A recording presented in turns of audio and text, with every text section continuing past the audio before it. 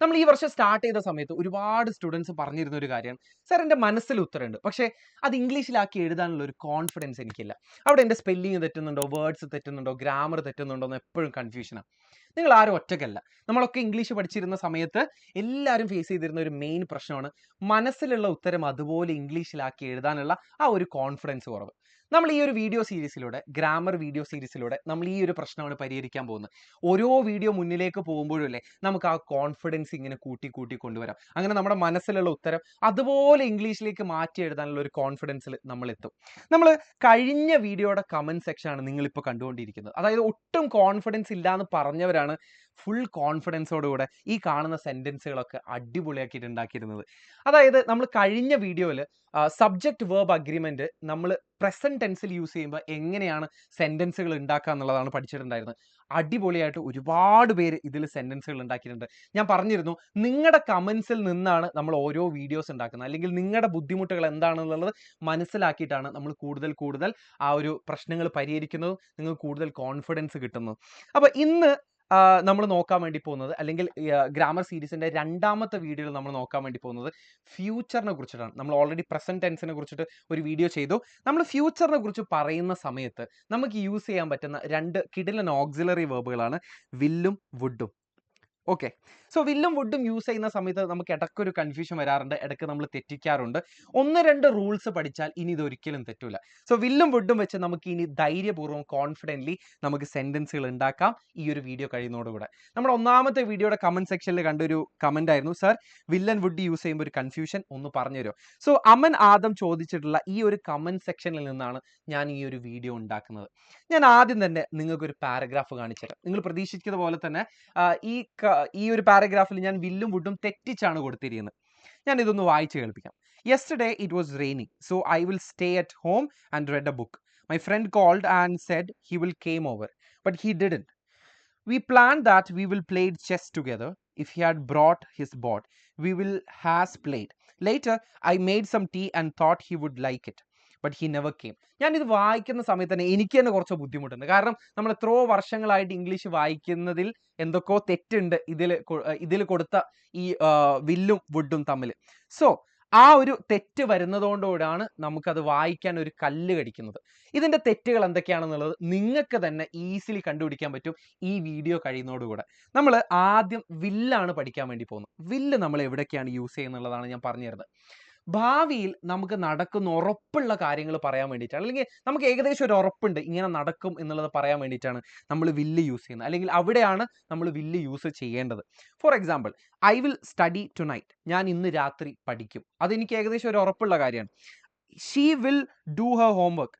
She will will call വേണ്ട. She will do her homework, അവളുടെ homework ചെയ്യും. They will finish the project, അവരുടെ project finish ചെയ്യും. I will be a topper this year, അത് ഞാൻ ഒരു ഉറപ്പോട് കൂടിയാണ് പറയുന്നത്. ഞാൻ ഈ വർഷം ഒരു ടോപ്പറായിട്ട് മാറും. ആ ഒരു ഉറപ്പിന്റെ പുറത്താണ് ഞാനത് പറയുന്നത്. സോ ഇങ്ങനെ ഭാവിയിൽ നടക്കുന്ന ഒരു ഉറപ്പുള്ള, ഒരു സെർട്ടൈനിറ്റി ഉള്ള ഫ്യൂച്ചറിനെ കുറിച്ച് പറയാനാണ് നമ്മൾ എന്ത് യൂസ് ചെയ്യേണ്ടത്? വില്ല് യൂസ് ചെയ്യേണ്ടത്. വില്ല്, വുഡ് എന്നൊക്കെ പറയുന്നത് ഒരു ഓക്സിലറി വെർബാണ്. ഇങ്ങനെയുള്ള കേസുകളിലാണ് നമ്മൾ വില്ല് യൂസ് ചെയ്യേണ്ടത്. ഇനി നമുക്ക് വുഡ് എവിടെയാണ് യൂസ് ചെയ്യേണ്ടതെന്ന് പഠിക്കാം. വുഡ് നമ്മൾ ഒരു കേസിലല്ല, 4 കേസുകൾ, 4 സിറ്റുവേഷൻസിൽ നമ്മൾ വുഡ് യൂസ് ചെയ്യും. ഒന്ന്, നമ്മൾ ഈ നേരത്തെ പറഞ്ഞ വില്ലിനെ പാസ്റ്റ് ടെൻസിൽ പറയുമ്പോൾ അവിടെ നമ്മൾ വുഡാണ് യൂസ് ചെയ്യുന്നത്. ഓക്കെ. രണ്ടാമത്തത്, നമ്മൾ നടന്നിട്ടില്ല പക്ഷേ ഒരു ഭാവി നമ്മളിങ്ങനെ ഇമാജിൻ ചെയ്ത് പറയുകയാണെങ്കിൽ അവിടെ നമ്മൾ വുഡ് യൂസ് ചെയ്യും. മൂന്നാമത്തെ ടൈപ്പ് എന്ന് പറയുന്നത് നമ്മളൊരു കണ്ടീഷൻ വെച്ച് പറയുമ്പോഴാണ്, ഇങ്ങനെ നടന്നാൽ അങ്ങനെ നടക്കും, ഇങ്ങനെ നടന്നിട്ടുണ്ടായിരുന്നെങ്കിൽ അങ്ങനെ നടന്നിട്ടുണ്ടായിരുന്നേനെ എന്നൊക്കെ പറഞ്ഞ് ഒരു കണ്ടീഷൻ വെച്ച് പറയുന്നതാണ് നമ്മുടെ മൂന്നാമത്തെ ടൈപ്പ്. നാലാമത്തെ ടൈപ്പ് എന്ന് പറയുന്നത് നമ്മൾ വളരെ പൊളൈറ്റായിട്ട് ആ വാതിലൊന്ന് തുറന്നു തരുമോ, അല്ലെങ്കിൽ ആ ടി വിയുടെ സൗണ്ട് ഒന്ന് കുറക്കോ, നമ്മൾ പൊളൈറ്റായിട്ട് പറയുമ്പോഴാണ് നമ്മൾ പിന്നെ വുഡ് യൂസ് ചെയ്യുന്നത്. ഈ 4 കേസുകളും നമ്മൾ എക്സാമ്പിൾ വെച്ചിട്ട് തന്നെ പഠിക്കാൻ വേണ്ടി പോകണം. ഒന്നാമത്തെ ടൈപ്പാണ് നമ്മൾ പാസ്റ്റ് ടെൻസിൽ നമ്മൾ വില്ല് യൂസ് ചെയ്യുമ്പോൾ അത് വുഡിലേക്ക് മാറുന്നത്. ഒരു എക്സാമ്പിൾ പറഞ്ഞുതരാം. നിങ്ങൾ നിങ്ങളുടെ ഫ്രണ്ടിനെ വിളിക്കുന്ന സമയത്ത് ഫ്രണ്ട് പറയാണ്, ഞാൻ നിന്നെ കുറച്ച് കഴിഞ്ഞിട്ട് വിളിക്കുക എന്നുള്ളത്. അത് നമ്മൾ പ്രസന്റ് ടെൻസിൽ എങ്ങനെയാ പറയാം? She says she will call me later എന്നുള്ളതാണ് നമ്മൾ പ്രസന്റ് ടെൻസിൽ ഫ്യൂച്ചറിലേക്ക് പറയണം. അതായത് അവൾ കുറച്ച് കഴിഞ്ഞിട്ട് വിളിക്കും എന്നാണ് പറഞ്ഞത് എന്നുള്ളത്. ഈ വില്ലാണ് നമ്മൾ ഇവിടെ യൂസ് ചെയ്തത്. കാരണം ഇവിടെ നമ്മൾ പ്രസന്റ് ടെൻസിൽ നിന്നുകൊണ്ടാണ് ഫ്യൂച്ചറിനെ കുറിച്ച് പറയുന്നത് അല്ലേ. ഇനി ഇതേ കാര്യം നമ്മൾ പാസ്റ്റ് ടെൻസിൽ നിന്നുകൊണ്ടാണ് പറയുന്നുണ്ടെങ്കിൽ അവിടെ നമ്മൾ വില്ലല്ല യൂസ് ചെയ്യുക, അവിടെ നമ്മൾ വുഡാണ് യൂസ് ചെയ്യുക. ഇതേ സെന്റൻസ് തന്നെയാണ്, പക്ഷെ ഇവിടെ എന്തായി? സെഡ് എന്നായി. പാസ്റ്റ് ടെൻസ് ആയതുകൊണ്ട് സേസ് എന്നുള്ളത് എന്തായിട്ട് മാറി? സെഡ് എന്നുള്ളതായി. അതായത് അതിന്റെ V2 അത് മാറി. ഇവിടെ വില്ലാണ് നമ്മൾ കൊടുത്തത് അല്ലെ പ്രസന്റ് ടെൻസിൽ, പക്ഷെ ഇവിടെ എന്തായിട്ട് മാറും? അതായത് ഇത് പ്രസന്റ് ടെൻസ് ആണെന്നല്ല, പ്രസന്റ് സിറ്റുവേഷനിൽ നിന്നുകൊണ്ട് പറയുന്ന സമയത്ത് നമ്മൾ ഇവിടെ വില്ല് എന്നുള്ളത് വുഡായിട്ട് മാറും നമ്മൾ പാസ്റ്റിൽ നിന്നുകൊണ്ട് ഫ്യൂച്ചറിനെ കുറിച്ച് പറയുന്ന സമയത്ത്. വേറൊരു എക്സാമ്പിൾ നോക്കിയോ. He told me he would help with my homework. അവൻ എൻ്റെ ഹോംവർക്കിൽ ഹെൽപ്പ് ചെയ്യുമെന്നായിരുന്നു പറഞ്ഞിട്ടുണ്ടായിരുന്നത്, പക്ഷെ അത് പാസ്റ്റിലാണ് നമ്മൾ പറയുന്നത്, ഫ്യൂച്ചറിനെ കുറിച്ചാണ് പറയുന്നത്. They said they would arrive at 6 PM. 6 മണിക്ക് വരുമെന്നായിരുന്നു പറഞ്ഞിട്ടുണ്ടായിരുന്നത്. പാസ്റ്റിൽ നിന്നുകൊണ്ടാണ് ഫ്യൂച്ചറിനെ കുറിച്ചിട്ടാണ് പറയുന്നത്. ഓക്കെ, ഇനി രണ്ടാമത്തെ ടൈപ്പ് എന്ന് പറയുന്നത് മടിയന്മാരാണ് കൂടുതലും യൂസ് ചെയ്യുന്നത്. ഇതിനൊരു എക്സാമ്പിൾ പറയുകയാണെന്നുണ്ടെങ്കിൽ, ഇന്ന് വൈകുന്നേരം മഴ പെയ്തിട്ടുണ്ടായിരുന്നില്ലെങ്കിൽ എനിക്കൊന്ന് പുറത്തു പോവായിരുന്നു, അല്ലെങ്കിൽ ഭക്ഷണം കഴിച്ച സമയം ഉണ്ടായിരുന്നെങ്കിൽ എനിക്ക് കുറച്ചു നേരം പഠിക്കായിരുന്നു. ഇതൊന്നും നടന്നിട്ടില്ല, ഇതൊക്കെ ഇമാജിനറിയാണ്, അല്ലെങ്കിൽ കണ്ടീഷൻ വെച്ചുകൊണ്ടാണ് പറയുന്നത്. ഇങ്ങനെയുള്ള കേസുകളിലാണ് നമ്മൾ വുഡ് രണ്ടാമതായിട്ട് യൂസ് ചെയ്യുന്നത്. അതിനു മുന്നേ ഒരു കാര്യം ഞാൻ പറയാൻ വിട്ടുപോയി. നമ്മളിത് ഈ പാസ്റ്റ് ടെൻസ് ഓഫ് വില്ല് പഠിച്ചില്ല, നമ്മുടെ ഒന്നാമത്തെ ടൈപ്പ്. ഇത് നമ്മൾ ഈ വർഷം പഠിക്കാൻ പോകുന്ന ഒരു വലിയ ഗ്രാമർ ടോപ്പിക്കാണ് റിപ്പോർട്ടഡ് സ്പീച്ച് എന്ന് പറയുന്നത്.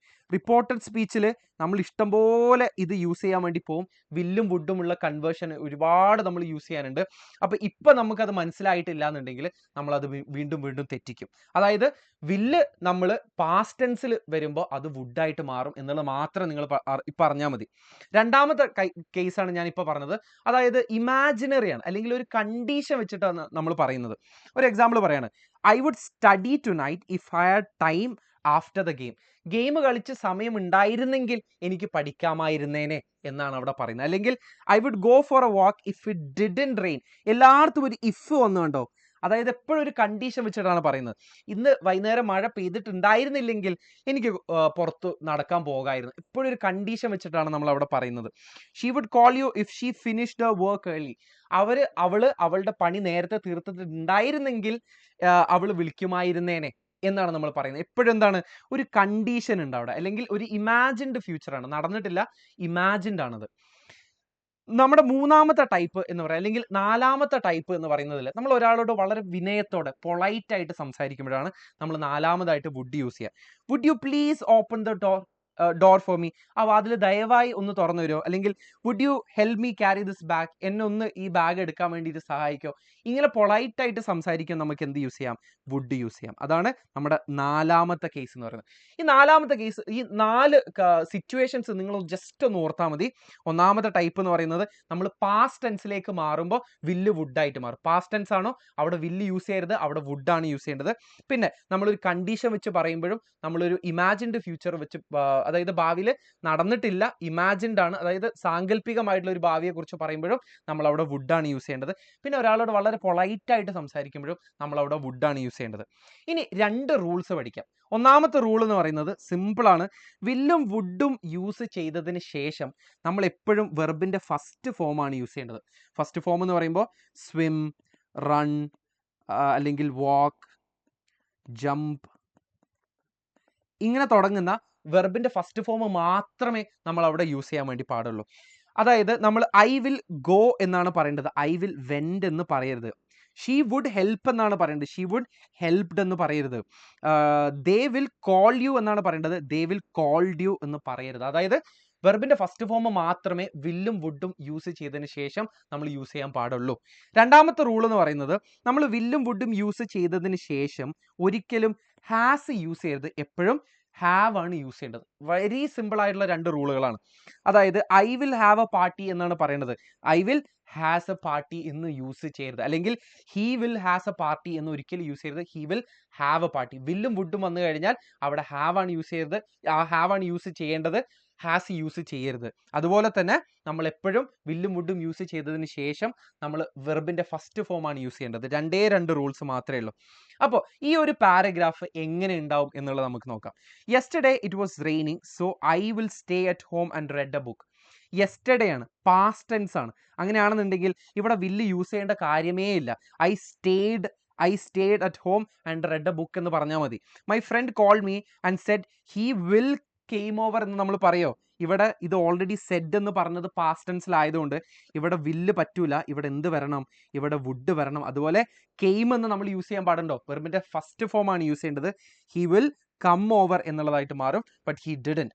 V plan that we planned എന്ന് പറയുമ്പോഴും ഇതെന്താണ്? V2ലാണ്, പാസ്റ്റ് ടെൻസിലാണ്. ഇതും വുഡ് ആയിട്ട് മാറും. ഓക്കെ, വി അഗെയിൻ ഇവിടെയും പാസ്റ്റ് ടെൻസിലാണ്. വി വുഡ്, ഹാസ് അല്ല ഹാവ്. നമ്മുടെ രണ്ടാമത്തെ റൂളാണ് ഇവിടെ അപ്ലൈ ചെയ്തത്. വി വുഡ് ഹാവ് പ്ലേഡ് എന്നുള്ളതായിട്ട് മാറും. Later I made some tea and thought he would like it. ഇത് കറക്റ്റ് ആണ്, ഇതിൽ തെറ്റൊന്നുമില്ല. ഇവിടെ ഓൾറെഡി തോട്ട് എന്ന് പറയുന്നത് എന്താ? വെർബിന്റെ സെക്കൻഡ് ഫോമിലാണ്, അതായത് പാസ്റ്റ് ടെൻസിലാണ്. പാസ്റ്റ് ടെൻസിൽ നമ്മൾ വില്ലല്ലോ വുഡ് ആണല്ലോ യൂസ് ചെയ്യുന്നത്. അപ്പോൾ ഈ സിമ്പിൾ ആയിട്ടുള്ള 2 റൂളും ഈ 4 കേസുകളിൽ എപ്പോഴൊക്കെയാണ് നമ്മൾ വുഡ് യൂസ് ചെയ്യുന്നത് എന്നുള്ളത് മാത്രം നിങ്ങൾ ഓർത്ത് വെച്ചാൽ മതി. ഇനി വില്ലും വുഡും വെച്ചുകൊണ്ട് ഒരു സെന്റൻസ് ഉണ്ടാക്കുക എന്നുള്ളതാണ് നിങ്ങൾ ചെയ്യേണ്ടത്. അതാണ് നിങ്ങളുടെ ഹോംവർക്ക് എന്ന് പറയുന്നത്. നിങ്ങളുടെ കമന്റ്സിൽ നിന്ന് പിക്ക് ചെയ്തുകൊണ്ടായിരിക്കും നമ്മൾ അടുത്ത വീഡിയോ ആയിട്ട് വരുന്നത്. നിങ്ങളെ കമന്റ്സിൽ നിന്ന് ഹാൻഡ് പിക്ക് ചെയ്തിട്ടുള്ള കമന്റ്സ് ഞാൻ എന്തായാലും അടുത്ത വീഡിയോയിൽ കാണിക്കും. അതുപോലെ തന്നെ നിങ്ങൾക്ക് ബുദ്ധിമുട്ടായിട്ടുള്ള ഗ്രാമർ ടോപ്പിക്സ് താഴെ നിങ്ങൾ കമന്റ് ചെയ്യണം. അപ്പോൾ നമുക്ക് അടുത്ത വീഡിയോയിൽ കാണാം. Bye, thank U.